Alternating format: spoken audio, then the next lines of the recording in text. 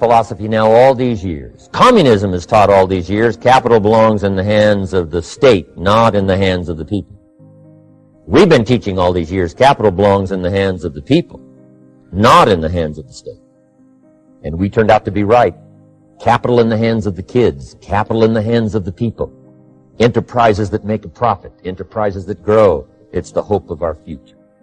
So that little simple formula, I hope, will help you. Now, one more key on financial independence, and that is attitude. Attitude. Here's number one. I used to say, I hate to pay my bills. My teacher straightened me out on that. He said, let's see, Mr. Rohn, what you hate to do is pay $100 on an account and reduce your liabilities and increase your assets. I said, well, no, not if you look at it that way. He said, well, it all depends on how you look at it. So wouldn't you love to pay your bills, reduce your liabilities, increase your assets? You got to have that kind of attitude. I found out the same attitude about taxes. I used to say, I hate to pay my taxes. And Mr. Shove said, well, that's one way to live. But don't you understand? Taxes is how we care and feed the goose that lays the golden eggs. Wouldn't you want to do your share? Someone says, yes, but the goose eats too much. Probably true. But hey, we all eat too much. We all need to go on a diet. Better a fat goose than no goose. So I finally became a happy taxpayer. Now I think taxes are too high, so I'm working to get taxes lowered for our economic future. But then whatever they turn out to be, I gladly pay, do my part, because that's what makes the whole system run, each of us doing our part. We all ask why we should work this hard, why take that many classes, why go to school that many years, why take the notes, why read the books, why work that hard, why put yourself through the push-ups and the disciplines, why? Good question, why? Best answer to why, I think, is the second question. Why not? Why not see how many books you can read, how many classes you can take, how many skills you can develop? Why not see how valuable you can become to the marketplace, to your friends, and to your family? Why not see what you can make of yourself? Why not see how far you can go, how much you can see, how much you can earn, how much you can share? Why not? That's the heritage all of us have, in America especially, is to see what we can make out of our lives now that we've been given this extraordinary opportunity. Now, my third question I'd love to ask you in person. And my third question is, why not you? Why not you? With good self-esteem. Why not you starting to change and setting goals? Why not you starting to make progress toward financial independence? If I can do it, you can do it. I wished I had a lot more testimonials here today besides mine. A whole steady stream that would come by and tell you their story.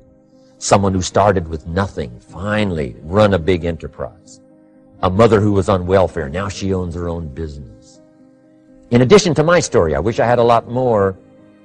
And if all of them told their story, guess how they would probably wind up their story? They'd probably say, just like me, why not you?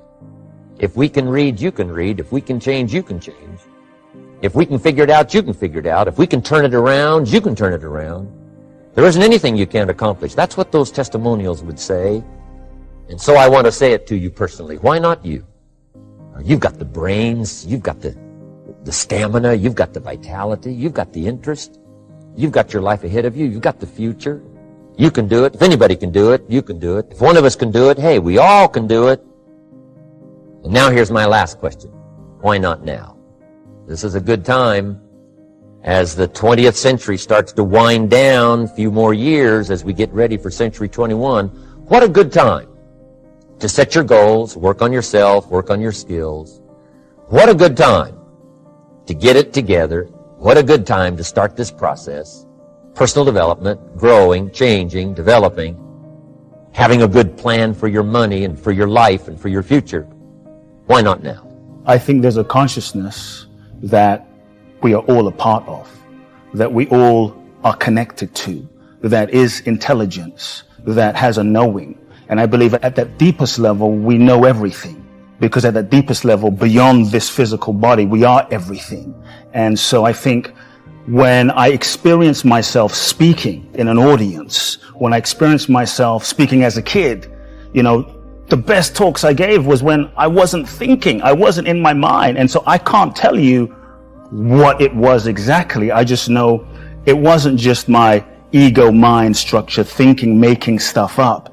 And so for me, I've just, the deeper I go, the more I have learned to trust that flow, the more I've learned to trust that intelligence, the more I've learned to just get myself out the way and I think get comfortable with not knowing. I think the degree of freedom we experience in life is also in direct proportion to our ability to be in the unknown and not know. I think so often we're conditioned to know everything. We've got to know who we are, at least who we think we are. We've got to know where we're going. We have to know what's happening. We have to know what's going to happen in 10 years. And the reality is, I think life itself it doesn't mean we can't plan and can't have strategy, but I really have found in my experience of life, I think life itself is way bigger than what we can structure and plan with our minds. And so I think there is a way to plan and strategize, but not get so attached to our idea of how we think life should be and how we think our life is going to work out and how we think the speech is going to go, as an example, and actually do our best, but also learn to get ourselves out the way. And I think when we really do that, to me, that's a process of just surrendering, the process of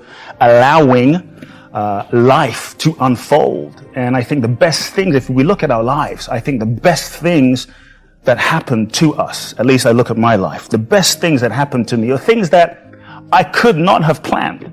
The best things, the women I fell in love with, the people that impacted my life the most. I don't know if you plan to meet your wife on an exact day at an exact time, but I think these amazing things happen when we're open and when we're available. And so I've just learned to cultivate a relationship with life, to just be open and available to more, and I've just found that life often works out, if I'm really available, beyond what I can imagine, beyond what I can plan. And so I love living in that zone. To me, I call that a zone of magic, a zone of miracles, and so.